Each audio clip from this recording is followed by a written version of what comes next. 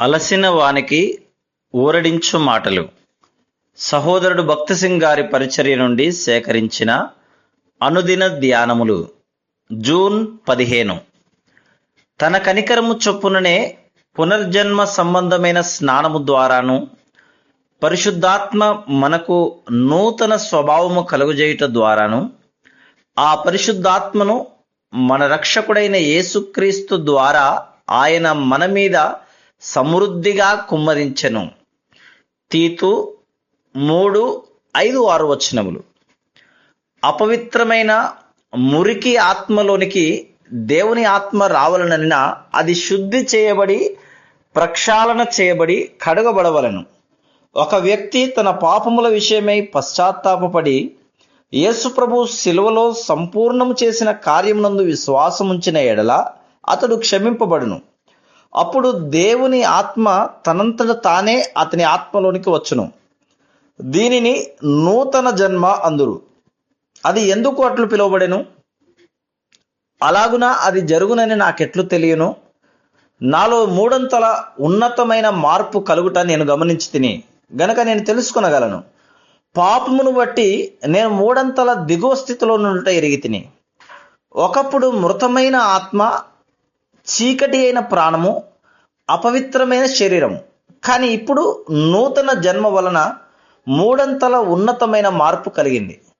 కడగబడిన నా ఆత్మలోనికి దేవుని ఆత్మ వచ్చుట ద్వారా ఒకసారి అపవిత్రమైన నా శరీరం పరిశుద్ధాత్మకు పరిశుద్ధాలయముగా మార్చబడింది.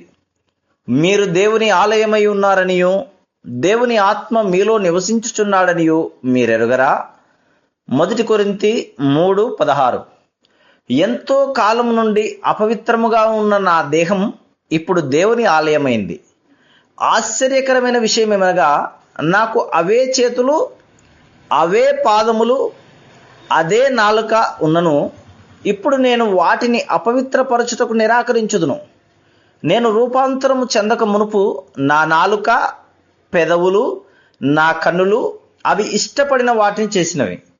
నేను ఎడతెగక అపవిత్రపరచబడి తిని.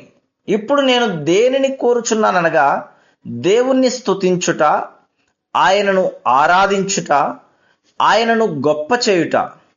ఈ నా చేతులతో నేను పొరుగువారికి సేవ చేయవలనని, ఇదే నాలుకతో దేవుని కొనియాడవలనని కోరుచున్నాను.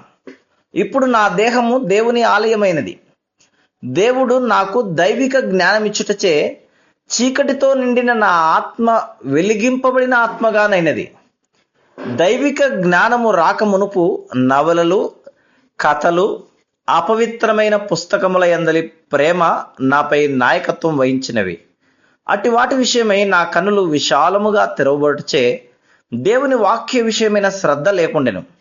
కానీ ఇప్పుడు వెలిగించబడిన ఆత్మ కలిగి ఉండుట వలన దేవుని వాక్య విషయములో, దేవుని ఇంటి విషయములో నూతన ప్రేమ నాలో నుండుట కనుగొంటిని. అంతేగాక నా శత్రువుల ఎడల కూడా నాకు ప్రేమ కలిగింది. జాతి, తెగ, మలయాళపు వారని కానీ, తమిళులని కానీ, తెల్లవారని కానీ, నల్లవారని కానీ భేదం లేకుండా అందరూ ఒకటేనను భావము కలిగింది. మృతమైన నా ఆత్మ ఉజ్జీవించబడినది. ఎట్లు? ఇప్పుడు నేను దేవుని సన్నిధిని అనుభవించగలను, దేవునితో మాట్లాడగలను, ఆయన నాతో మాట్లాడును, నేను ఆయన సన్నిధిని అనుభవించగలను. దేవుడు ఆత్మ, నేను ఆయనను ప్రేమించగలను, వెంబడించగలను, విధేయత చూపగలను. దేవుని ఆత్మ నాలోనికి వచ్చి నన్ను మూడంతలుగా నూతన వ్యక్తిగా చేయుటచే నూతన జన్మ.